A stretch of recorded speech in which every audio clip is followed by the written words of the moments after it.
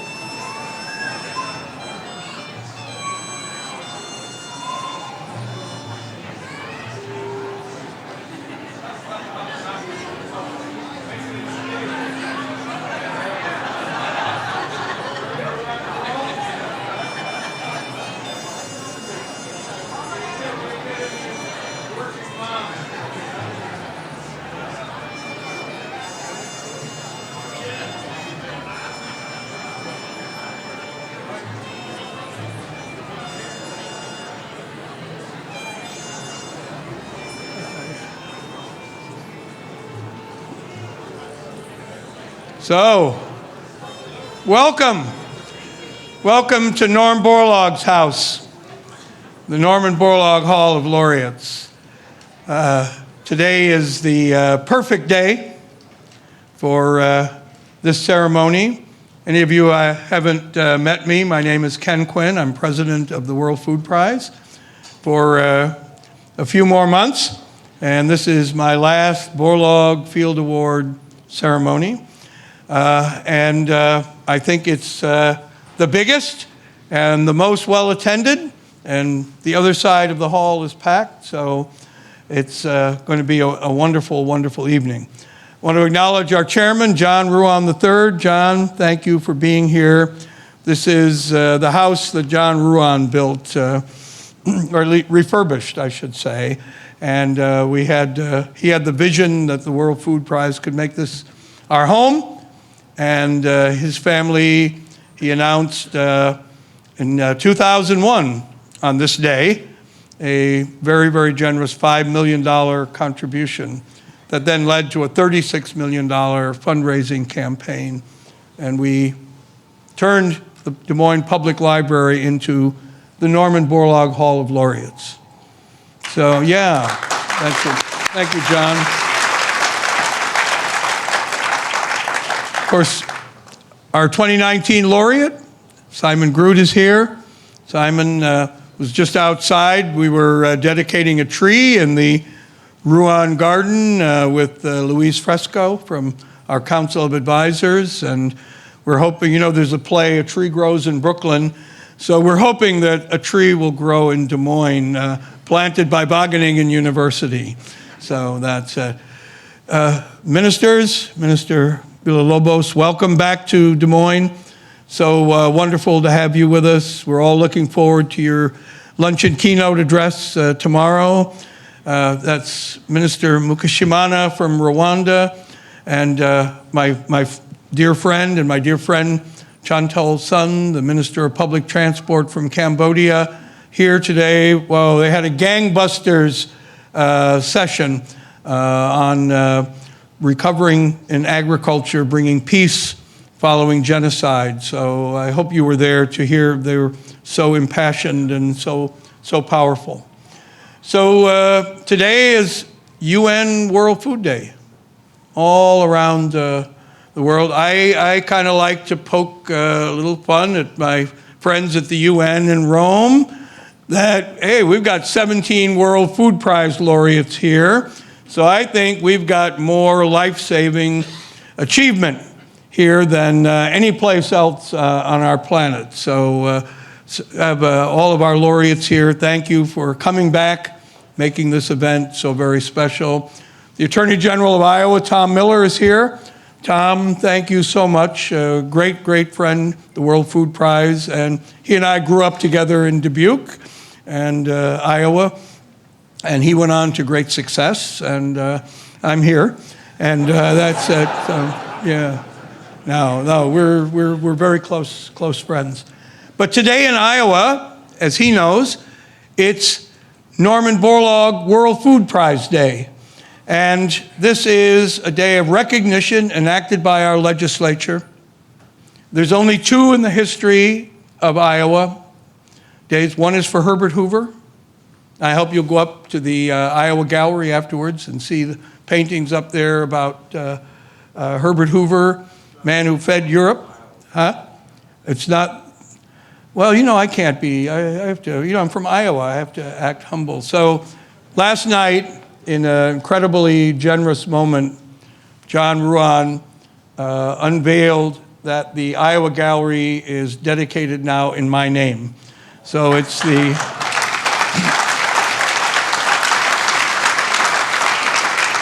So it's the Ambassador Kenneth Quinn Iowa Gallery, which has touched my heart, and then took me inside and unveiled this most incredible portrait of me, and sort of, knocked my socks off and back on my heels.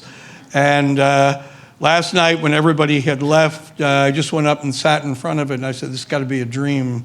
So I hope you'll go up and take a look, and let us know what you think, whether the artist as Rose Franzen has captured me or not. So I wasn't going to say that, but he made me do that. And so on that. So in 2011, as we celebrated the 25th anniversary of the World Food Prize, and the Rockefeller Foundation was celebrating its centennial, the president, Judith Rodin, came to Des Moines, went to our Laureate Award ceremony, and announced a grant of $1 million to the World Food Prize to endow a prize named in honor of Norman Borlaug to capture what he achieved very early in his career as a young scientist in Mexico. There's the tapestry over here of him in Mexico, where he was supported by the Rockefeller Foundation. And so tonight, we will have a ceremony to present for the 8th time the Norman Borlaug Award for Field Research and Application endowed by the Rockefeller Foundation. So it has to be a big award to get all that name on it and that.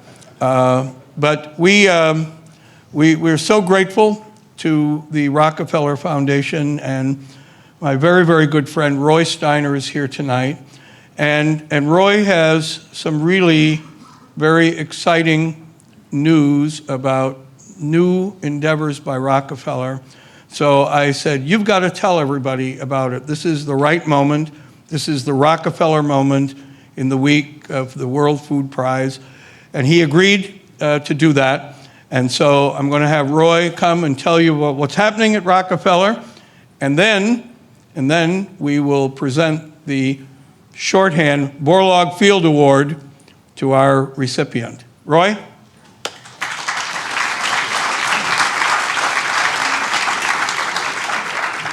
Thank you, Ambassador Quinn. I'm so glad we have a gallery named after you. You really deserve it. That makes me really happy. It's a real honor to be standing here before you. I know as a member of the Rockefeller Foundation and my colleagues, Sarah Farley and Bridget Carl, former colleagues, Bob Hurt and Akin Adesina, I think we all really recognize the importance and legacy of the Rockefeller Foundation and the fact that Norman Borlaug actually was an employee of the Rockefeller Foundation for over 40 years. I mean, that's a really long period of time. And so he was one of my predecessors. So the bar is really, really high. Hopefully I can get maybe 10% of the way there. I'd like to share with you very briefly some of the strategic direction that our board has just approved, because at the end of the day, we don't go very far if we don't collaborate with others. And so this is my sharing of what we're aiming to do, but also what we hope will galvanize others to join with us. When we step back and look at the last 50 years, there's been some pretty extraordinary advances led by Norman Borlaug. We are at the brink of actually solving hunger in the planet, right? We can achieve that in our generation. Over the course of human sapien, Homo sapien history, that's pretty extraordinary. So we should definitely pride ourselves in that. The challenge, of course, is the food system is also facing new challenges that even 10 years ago weren't so clear. Everybody knows, and we've been discussing at the conference around climate change. The food system contributes a significant part of global greenhouse gases. But even more significantly, the food system now diet is now the number one cause of early mortality, more than any other cause, tobacco, infectious disease, etc. So what we're eating is actually damaging human well-being, and we need to address that. The food system is the solution to both the health issue and the climate issue, and we as a food system community need to rise to that challenge. So we've optimized the food system for calories and yield. Those things don't go away, but we now need to think about these new objectives and really build them in. It's really, when we stepped back and looked at what is the impact of poor diet on the planet, it's pretty extraordinary. So if you were in my session this morning, you can't answer this question.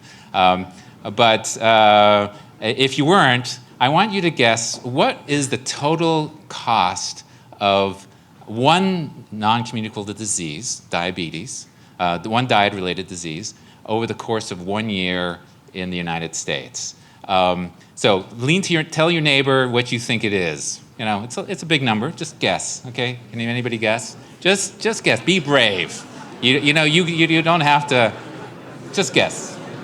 In 1 year, the cost of diabetes. All right. I will tell you the answer. It's $327 billion. So when I ask this question, even to public health officials and to doctors, they usually guess between 3 billion and 30 billion. How many people guessed kind of in that range, right? How many people got even over 100 billion? Anybody guess more? So, okay, a few people who knew the answer because I told them this morning. So I think we have this tsunami of healthcare costs is hitting our society and every society on the planet, and we need to address that. And diabetes is just one of those things. Within the next couple of decades, 600 million people will be diagnosed with diabetes. When U.S. soldiers went to Iraq and Afghanistan, in the last 18 years, they suffered 1,700 amputations, which is terrible. But last year alone, there were 83,000 amputations from diabetes in the United States alone. Right? The scope of diet-related disease is really quite extraordinary, and we haven't calibrated to that, and we need to start addressing that. Because if we don't, our food system is going to bankrupt our healthcare system. Right? This is really, if we're going to have a healthcare system that's viable, we have to get our food system right. When I've talked to a lot of scientists in terms of nutrition, they introduced us to the idea of what we call protective foods. This is where the science is really clear that the more you eat of these foods, you're protected from disease. And these are things like legumes, fruits, vegetables, whole grains, fruits, nuts, etc. And you may ask, and so we've adopted this phrase, protective foods that protect the planet. We need to have a food system that protects human beings, but also protects the environment. When I list off, these are the foods you should eat, everybody goes, well, that's what my mother told me. What's new here? Right? We all have mothers who cared for our health. What is new is actually the science is telling us for the first time exactly how these foods are contributing to health. And we're starting to understand how far off we are from optimal consumption. So the Institute for Health Metrics and Evaluation, which is a project that Bill Gates put $400 million in because he was frustrated with the WHO not having good health data, produces something called the Global Burden of Disease report every year. And they started looking at diet, and it's really we funded them to look at what's optimal diet and what are people are consuming.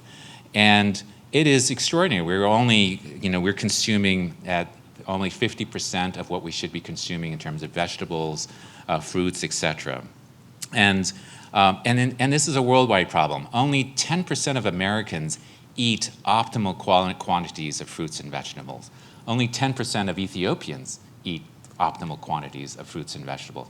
So this is something that is not a north or south issue. This is everywhere in the world. Obviously, it differs in different places, but we are under-consuming the foods that make us healthy, and we need to address that and shift diets in order to make that happen. So we are going to be doing, the Rockefeller Foundation is going to be doing, working in 3 spheres. In the United States, we think there's some real levers around demand. And we think we need to get unlikely allies like health insurers and hospital systems and city governments and school districts to really start shifting the demand for healthy food. So there's 2 things we're working on. Something called part of our Food is Medicine program, which is to get produce prescription programs, allowing doctors to write prescriptions for fruits and vegetables and get the health insurance company to pay for it. Turns out it is amazing return on investment. Geisinger Health did this project where they did poorly managed diabetes patients, puts them on a 1-year fruits and proper nutritious diet. It cost them $2,400 per patient, but they saved $40,000 to $200,000 per patient. Right? So just getting people to eat the right food in a proper way can save tremendous amounts of money for health insurance companies. So that's one area that we're going to be exploring. The other, obviously, is with schools and military bases and hospitals where we can shift diets and getting really high-quality food to our children, which right now we're not feeding our children quality diets. And we all know that is unacceptable. So that's in the United States. In East Africa, there are still tremendous problems with actually access to proper food and proper and protective foods. And so we're going to be doing a lot of work with small and medium-sized enterprises, using venture capital as a way to stimulate supply chains that deliver these protective foods. There's still a big issue around food waste and food loss, something we've been investing in for the last 7 years. We'll build upon that so that we can get these healthy foods into the hands of poor and vulnerable populations. We're also going to be looking at what exactly do we know in these populations around consumer demand? How do you shift behavior? Getting people to shift diet is not easy, right? It's very hard to do. And if you can't get tasty food that's that's cost-effective and convenient, you're not going to be able to do the shifts we need. And so what do we understand about that? So we're going to be forming a research consortium with a number of other funders to really help understand the underlying dynamics that's needed in order to shift consumption in East Africa in particular. And then at the global level, I'm almost done. You gave us $1 million. That gave me another minute. Okay, awesome. Take 2. Take 2. Oh, is that going to cost me $2 million? All right. So, and finally, we did this really interesting review of the way the world is thinking about the future. Looking at all the books and movies about the future. And when you do that, it's hundreds. But almost 98% of all books and movies about the future are dystopian. They're very dark. It's Mad Max and Hunger Games and Black Mirror and Handmaid's Tale. It just goes on and on. We've become very good at describing the future we don't want. We're actually quite bad at describing the future we actually want.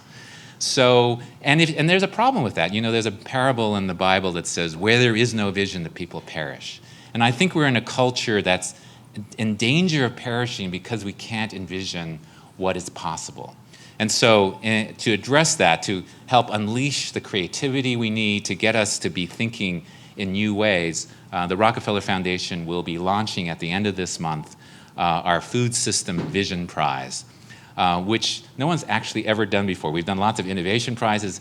Vision is something, we got to figure out what that is, but we do have a prize for it now. And the goal is to get local, regional groups to actually describe their food system in 2050 if we make all the right decisions. And it'll be really a system vision. So you can't just take one aspect of your food system. You have to think holistically in a way that integrates everything from the environment to technology to culture to policy. And we're not used to thinking that way. And that's hard to do, but that is what philanthropy should be doing. We should be pushing people so that we are actually envisioning a world that's better, that's more just, that's more peaceful, that's nourishing, and that's regenerative.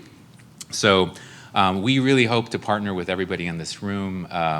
The food system is the solution to so many of the world's problems. And this is one of the most important groups of people on the planet, in my opinion, my humble opinion. So I'm delighted to be here and thank Ambassador Quinn for the opportunity to share briefly what we've been doing.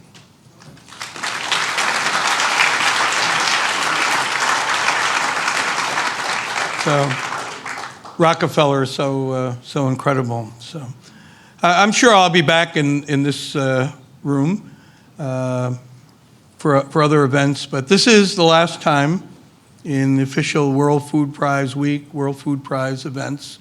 I'll do something here in this room with the portrait of Norm that I commissioned. So, it's a little emotional for me to have this award that we worked together with a wonderful team at Rockefeller to put in place. It's really helpful to have Norm's two children here. Jeannie Borlaug-Laube, Bill Borlaug, thank you for always being here at our World Food Prize events, and with your daughter Julie, and here, having you here in the Borlaug Ballroom, your dad looking down on us, it's, makes very special atmosphere. Also,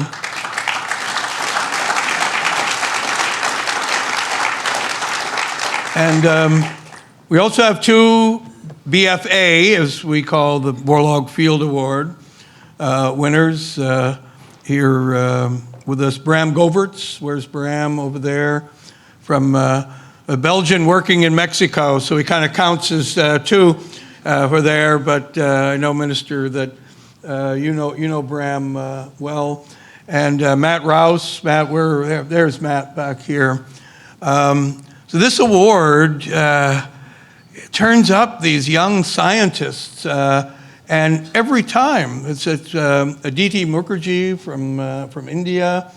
You have to make sure I get them all. Ellen Heapstrack, and there Charity Mutegi, Andrew Mude from Kenya and working in Ethiopia. Eric Pullman, American, working in Rwanda, Minister with 1 Acre and Zhengleng Chui from China. So they've been a really wonderful, diverse group of young scientists. And tonight, we add another dynamic, terribly impressive young scientist to this group of amazing individuals. I am so pleased to be able to tell you, and will introduce Dr. Hale Tufan, who's here, our recipient of the 2019 Borlaug Field Award. But I want you to know what she's done to earn this, and that our jury selected her from many. I have to tell you, this is not an easy win. It's like the World Food Prize laureates. There are a lot of strong candidates, but to see why she stood out, I'm going to have Ellen Franzenberg, the director of our Secretariat Operations, who manages all of these processes so magnificently, in addition to being the director of our International Internship Program. Nobody has just one job at the World Food Prize. Ellen, would you come up and provide the statement of achievement for Dr. Tufan?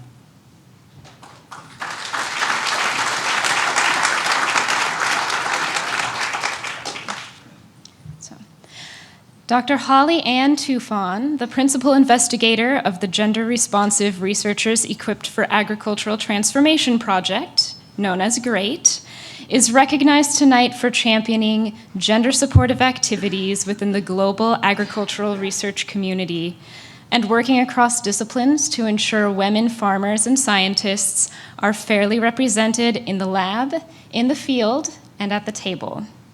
Though now one of the most powerful voices for gender in agricultural research, Dr. Tufan's career did not start out with that as her focus. After receiving her PhD in biology from John Innes Center in the United Kingdom, she joined the CIMMYT International Winter Wheat Improvement Program in her native Turkey as an assistant wheat breeder. And in the course of her education and early career, Dr. Tufan realized that many improved crop varieties were not being adopted by farmers. Through talking with them, she discovered that one of the biggest reasons for this was that researchers were not taking gender into account in plant breeding, and as a result were ignoring the needs of a large number of farmers. In 2012, Dr. Tufan joined Cornell University's College of Ag and Life Sciences to manage the Next Generation Cassava Project. She worked across multiple partner institutions in Nigeria, Uganda, Tanzania, Brazil, Colombia, and the United States to design and implement a gender-responsive cassava breeding initiative to reach women farmers. In 2015, Dr. Tufan secured a 5-year, $5 million grant from the Bill and Melinda Gates Foundation for her brainchild, the GREAT Project. Dr. Tufan's GREAT trains agricultural scientists in sub-Saharan Africa to conduct research that better addresses the needs and circumstances of both men and women farmers. She pushes plant breeders to think of end users as clients, which leads to higher adoption rates for new varieties. Under Dr. Tufan's leadership, researchers from 18 countries and 22 institutions in Africa have been trained in one of GREAT's courses. Through GREAT, Dr. Tufan also led the creation of a Center of Excellence for Gender and Agricultural Research at Makerere University in Uganda. Dr. Tufan's work is changing how agricultural research is carried out around the world and how the research community views gender. Her enthusiasm and results-driven approach have let her develop and lead programs that will benefit all smallholder farmers and incorporate women farmers into the research value chain. As Dr. Norman Borlaug went beyond breeding to work across disciplines and national borders to take it to the farmer, so too has Dr. Tufan advanced well beyond her field through constantly seeking to address barriers to women's success and shape new ways of thinking about agricultural science to create a more equitable society. For all these achievements, the World Food Prize Foundation, with the Rockefeller Foundation, are beyond pleased to present the Borlaug Field Award to Dr. Holly Ann Tufan.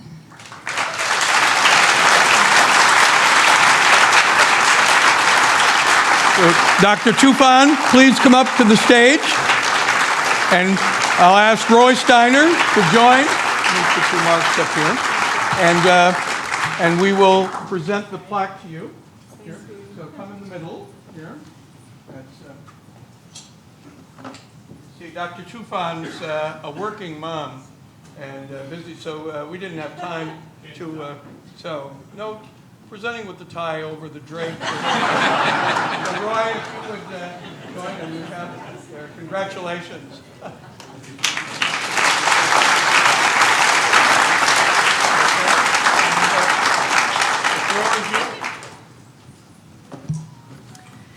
Thank you, Ambassador Quinn and Ellen, for that wonderful introduction. Good evening, ladies and gentlemen. It's an absolute honor and privilege to be standing in front of you as the 8th Norman Borlaug Field Award recipient.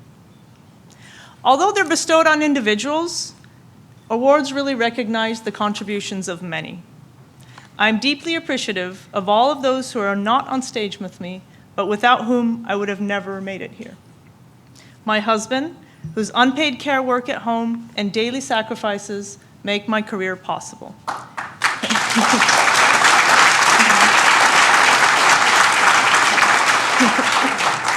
He also extracts toddlers very effectively, as you all witnessed.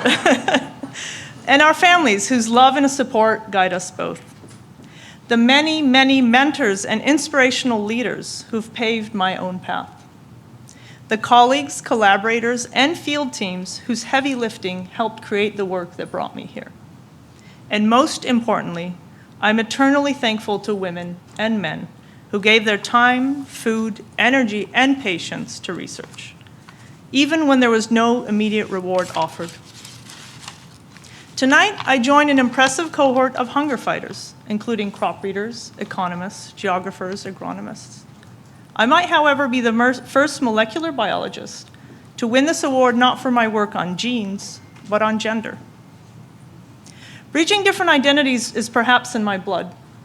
As the daughter of a Turkish father and an American mother, I grew up in a household where Christmas and Eid were equally festive and important. Being a city kid, I never imagined working in agricultural development. At least not until I read about Norman Borlaug, who lived and breathed his mission. Some of his last words were, "Take it to the farmer." But who did Dr. Borlaug have in mind when he was thinking of the farmer? Please join me for a quick exercise. Picture in your mind a farmer. Who do you see? Is it a man? Is it a woman? Are they young? Are they old? Where are they from? What are they growing? Are they standing next to a tractor? Are they holding a hoe? This first instinctive mental impression is revealing of our personal position, our norms, stereotypes, biases, and beliefs. Whether we realize it or not, these play into everything we do. Now consider this. What if our collective mental imagery of the farmer and our imagination of what his, her, or their life should look like is shaping the development agenda? And what if we're perpetuating gender inequality? Are we taking it to all the farmers? Gender determines what a farmer has the right to access: land, labor, inputs, information, credit, technology, markets, machinery, and much, much more. Women and girls face systematic barriers to owning and managing farms, yet they tend to fields planted with varieties they had no control over the development of. Caught up in applying the latest technologies or ideas, do we sometimes forget a simple truth, that crop breeding is more about people than plants? Homes, villages, marketplaces are not controlled environments. Every decision, every action that occurs in people's lives happens in a social context. Gender is an inescapable part of this. As we were designing a survey question, recently a colleague commented, "We're talking about varieties here. Owning a radio is not going to influence what a farmer chooses to grow." Normalized assumptions like this are fundamentally flawed. Farmers' access to information impacts lives and decisions in countless ways, yet we ignore these when we focus on plants and not people. Hearing similar statements repeatedly is what sparked my own transformation and made me question, how could we completely insulate important life decisions from farmers' lives? We may continue producing varieties that won't get adopted or miss poverty alleviation goals if genetic gains do not translate to equity gains for women and girls. And as much as gender influences the lives of farmers, it influences our lives. The institutions we work in are social spaces, and they still largely favor men. How many institutions are led by women? How many programs? How many World Food Prize winners are women? If in our own institutions and programs we continue to create barriers for women, how can we expect to remove barriers for women smallholder farmers? Dr. Borlaug's message to take it to the farmer was a wake-up call. But it's increasingly clear that to really fulfill his vision, we need to listen to unheard voices. Unlike plants, people can tell us what they want and need. Women do have voices.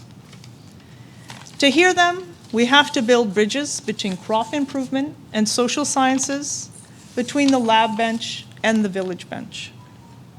We also need to look inside ourselves to question our assumptions, and to identify our internalized norms around gender, which we project onto our work and the populations we serve. If a molecular biologist can receive the Norman Borlaug Field Award for her work on gender, we all have the capacity to change ourselves and our institutions. Let's not just take it to the farmer. Let's take it to all the farmers. Thank you.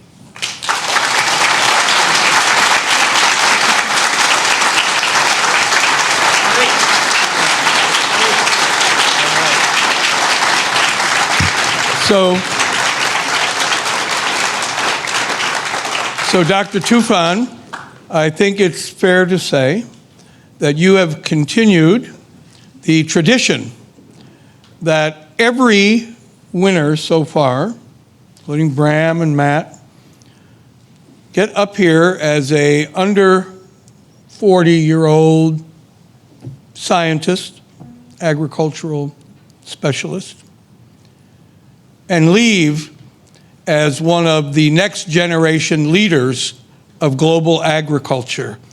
That's what this award does, and identifies individuals like yourself who offer such an incredibly stirring message.